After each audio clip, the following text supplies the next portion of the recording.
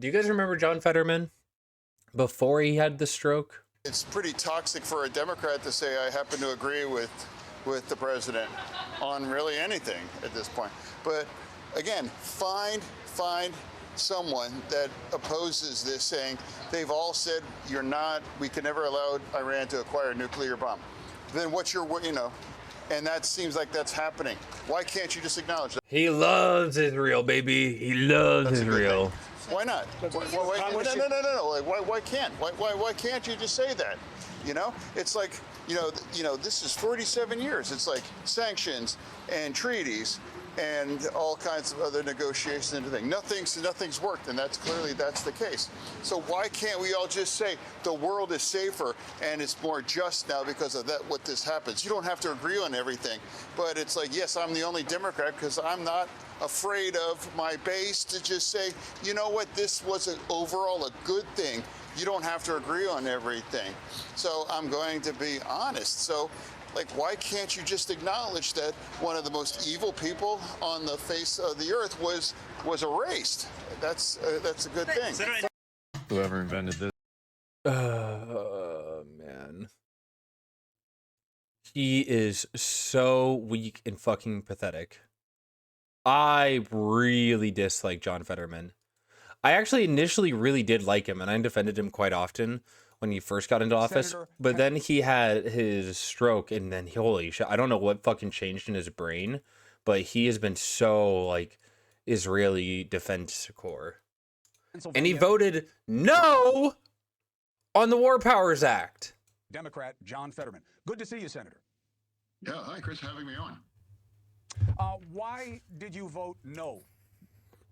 Well, I voted for that, and I would like to remind everybody that President Trump they had negotiating for months.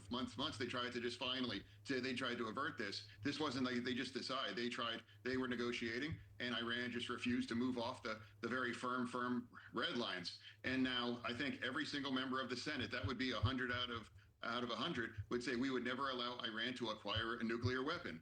And now that's happened here now. It seems like now that's going to be impossible for Iran at this point. And now, can't we all agree that one of the most sadistic and evil leaders in the world has been eliminated? And just like fucking creating a backdrop for Trump. Just creating a fallback for Trump for no reason. Also, I think that's a good thing too. In fact, some of my colleagues were willing to say, I won't grieve over that. Well, I think it's just better to just say, yes, I think it's better that he's dead now. So with these two significant things, that's happened. I think it's entirely appropriate to say, I think that's a good thing. I don't have to agree with a lot of these things necessarily, but I think overall, if you really want to make sure they don't have a nuclear weapon, or are you really willing to just agree that someone decided to do those things? And also, Iran has been one of the world's premier terrorism underwriter. Now, they were behind 10/7. This goes all the way back. They killed nearly 250 Marines back in 1984. So I mean, there's a lot of American blood on their hands, and they were given a chance at the end to finally negotiate to just give up their nuclear ambitions and also the other missile technology that they were building up. And that's where it is. Right. I remind your party that in 2008, Hillary Clinton, running for president, used the word obliterate in answer to my question that I asked her at ABC News about what is your posture towards Iran. And she said, hey, if they get nuclear capabilities or they try to attack Israel or the region, we will obliterate them. Nobody said anything to her at the time. Thank you for reminding that, Chris. Yeah. I mean, thank you for bringing that up. That's exactly. This is not. This is what I mean by Democrats are an institutional failure, by the way. Institutional Democrats like Fetterman, Clinton's, everyone that is in line with these people will die on a hill for Israel. They will die for Israel. Not a crazy, to support this. I think it's a good thing to acknowledge that. And like you reminded, it's like the Democrats who used to be that way, and now today, like if you really, where your vote should be, it's like firmly with our military and our nation, and with Israel and the IDF, or that a country that just 2 weeks ago executed tens and tens of thousands of other young people there. So it's like, here we are, and now if you really take global security seriously, it's a tremendous development, and now there could be actual real peace now. So Couple points of pushback. One, who knows where it goes, which is what my first question is. How you do it matters. I do not think Hillary Clinton would have said we are at war and not gone through the steps of going to Congress the way President Obama did and how President Bush did. The reason I question your vote is not because the regime doesn't suck, not because the world's not better off with Khamenei dead, but how you do things matters. And if the president says, I've decided we're going to war with Iran, which is what he said multiple times. Isn't that a declaration of war, and aren't you guys supposed to vote on it? Well, I think I pointed out that we technically never declared on war in our country since it goes all the way back to World War II. Fuck off, dude. Fuck off. This is another point that the Congress has no power over the president. We will never vote on war again. We will never vote on war again. We didn't with Vietnam. This is a second Vietnam. And now, so this is typically whether that President Obama did in Libya. The only thing, the difference between this and Vietnam is Vietnam called for a draft. This will not. We have enough service members. Yeah, not to. There's been a lot of these kinds of. He's not a damn coward. This is his true beliefs. It's not like Hillary Clinton flip-flopping on it to see what works best, or like Kamala Harris flip-flopping on it. He's not it's not cowardly. He's just fucking psychotic. He's an Israel defender. Where it's happened now. Here's what I'd like to remind people. Remember, after 10/7, look what happened in the world and in that region. So this is not a new conversation. Iran has given multiple opportunities to finally just to end this. So for me, I don't understand why it's outrageous to finally take out one of the world's premier terrorism underwriter in the region, perhaps even in the world. In terms of priorities, I mean, look, the only reason I bring up the legal point is because we've never had a president say we're at war and not having gone to Congress. We've had plenty of presidents from the right and the left, in my opinion, abuse the authority to act unilaterally, and Congress has allowed them. That's true, but we'll put that to the side because we got other problems, and that's my question about priorities, Senator. No one's arguing that the regime isn't bad and Iran would be better off with their own representative democracy there, and hopefully that's what comes. But hope is not a strategy. And with all the problems we have at home, is now the right time? Should we fix America first?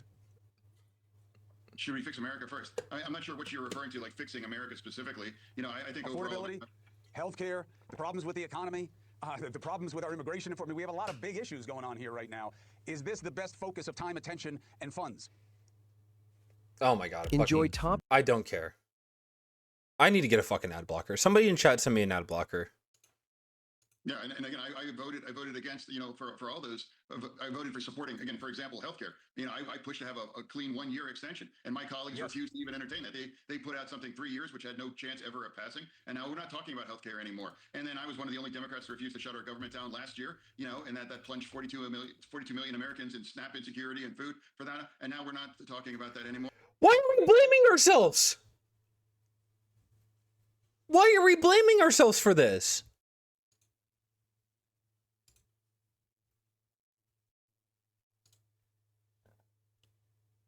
We're blaming Democrats for the shutdown still. And right now, the DHS, hey, I want to reform ICE as much as anyone as they do, but now our DHS is now completely shut down, and we all know not to have no impact on ICE's capabilities force any kinds of reform. Now we're not talking about that anymore, and now we're front center. What it all comes down to one simple fact, Chris, is that if Trump does something or supports something, then now it's absolutely toxic for a Democrat to just simply say, yeah, I happen to agree. I think it's a good thing. I think it's a good thing to eliminate Iran's risk to acquire a nuclear bomb, and I think it's a great thing that one of the most evil man that's lived in the last 50 years, he's been eliminated now too, and I think we have a chance for more peace. And now another thing I'd like to remind everybody is that the Democratic mindset has been absolutely wrong since 10/7. They've called for a ceasefire again and again and again throughout 2024 and to pander to the fringe. If they would have had forced into a ceasefire, Hamas would still be a functional. Hezbollah would still be at full force capability. Hamas. We're still, oh my God.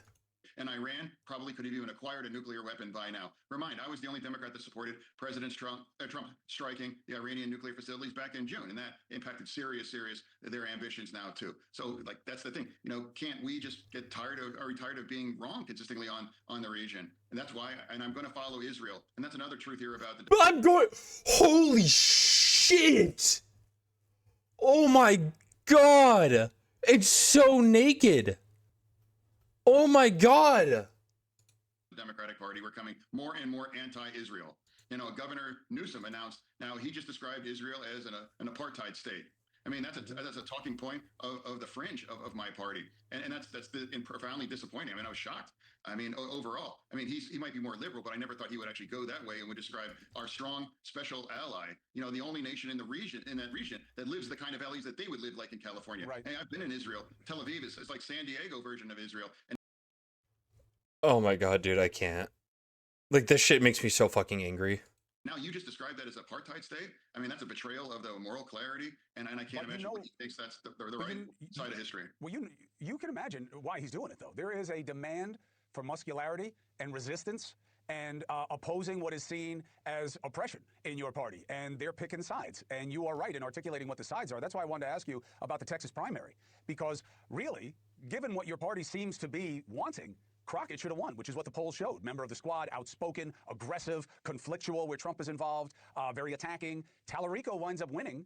A lot of new and young voters. What mission? You know who he is, and you know where he comes from. I mean, he's a very old school Christian Democrat, even though he's a young man. Do you think this is a sign that your party may not have settled yet on what it wants to be?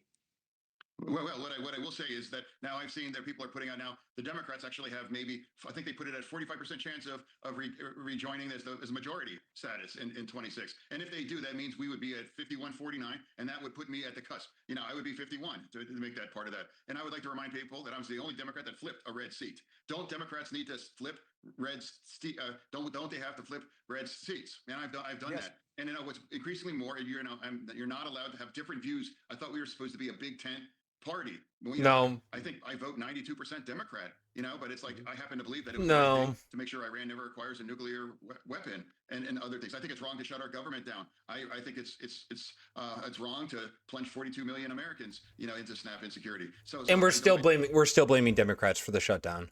I don't understand it. We're cheering, that we want to flip those red seats. Well, here's a guy that actually done that, and now mathematically makes it possible, depending on how well 26 means, that we could regain the majority. Do you think that your positions and your independent thinking is making you vulnerable for your own seat in Pennsylvania? That's the thing, Chris. It's like that. I've never poll tested things.